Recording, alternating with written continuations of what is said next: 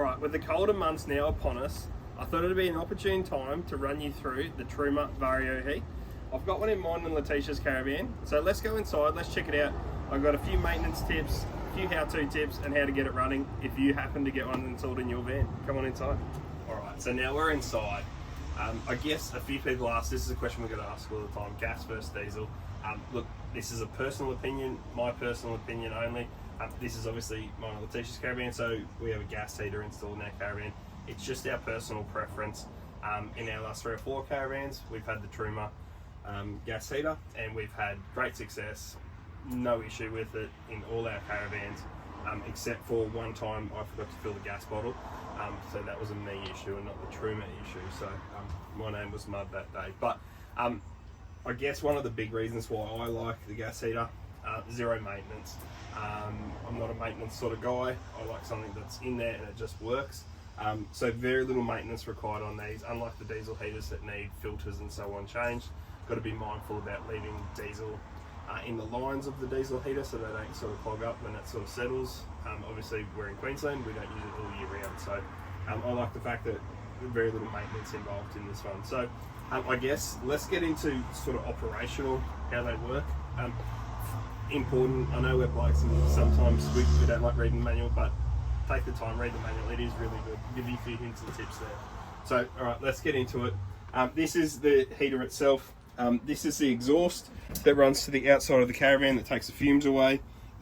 This heater here, this pipe here, delivers the hot air into the cabin, and ours has a vent on the bottom that's drawing air from that internal cabinet, and we have a vent on the back that sort of sucks air into that area on the back there. So nice compact unit. We didn't even lose our drawer on this one. I've got it pulled out just so we can see what's sort of happening in there. We've got it stood up on the side so it takes up very little room. We've mounted our controller up on the cabinet just up here.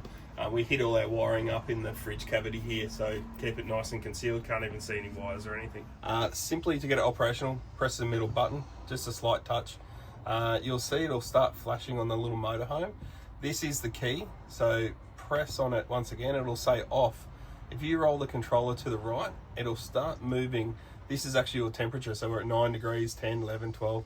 It's a bit of a warm day, which is ironic here, so we might push it right up to, Letitia and I run ours on about 24 degrees. We're going to run it up to 30 today just because it's warm here. It will start, you'll see the flame come on, the gas bottle and the auto. So the unit will turn on now, and this one you'll see I've got it set onto auto, so it'll automatically select the fan speed. If you are at night and want it to be a little bit more quiet, you can hear the fans just kicked in just there. If you want it to be a little bit more quiet, you can flick through over to the fan just over here. If you press on that, right now it's on auto, so it'll auto make much fan to push out the heat that's required. You can scroll to the right just ever so slightly and it will go to night mode, which will make it run a little bit quieter. It dials the fan speed back a bit to keep it a little bit more quiet at night. If you want to continue to run the unit sort of all night, that's a great little sort of, I don't know, it's something just to make it a little bit more pleasant if you're going to run the unit all night. So very simply, we're now running on 30 degrees, it's now warming up. Quick little touch again if we want to turn it off. It'll start the motorhome flashing again. Press the button, and then we just roll down to the left. We roll it all the way back down to off, and the unit will switch itself off and then start flashing again. The screen will automatically turn itself off after about 20 seconds, and you'll lose that illumination there.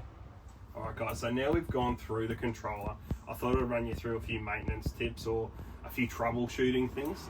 It's something I personally have been caught before. Our last trip out to Stanthorpe, we got out there, it was freezing cold at night, and I got some error codes popping up. So I've purposely broken the heater tonight. I've just actually turned the gas valve off, so we can turn it back on. So we're getting a couple of error codes come up. So an E2H, and there's another one there, which is E16H. So both of these relate to low gas. So one of the common things is if the gas bottle runs out of gas, or silly me, didn't turn the gas bottle on, or you've just pulled up somewhere and maybe you've changed gas bottles over. So to fix this error code, I'm actually just going to turn this back on, which will let the gas through.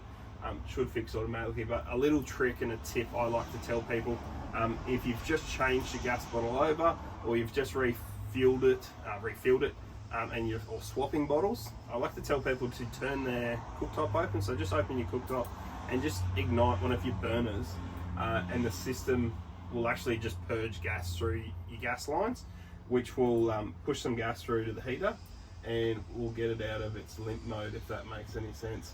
I'll just quickly turn it back off and we'll get it fired back up now that I've fixed it, and we'll hear the system turn back on again. Now I've turned the gas valve back on. So E2 and E16, no gas getting through to it. They're probably the most common phone call that we get with people having issues with their units. That's probably the most common. So there's just a couple little hints and tips. You can hear it there. We get starting back up again. So if you get some error codes popping up, check that handy little tip. That might get you out of trouble when the wife's screaming at you because the heater's not working. Alright guys, so if you're looking for an effective way to heat your van, whether you're off-grid or in a caravan park, the Truma gas heater truly does have you covered. For any questions you may have, either drop a question below in the comments or reach out to the friendly staff at suncoastcaravanservice.com.au. Bye for now.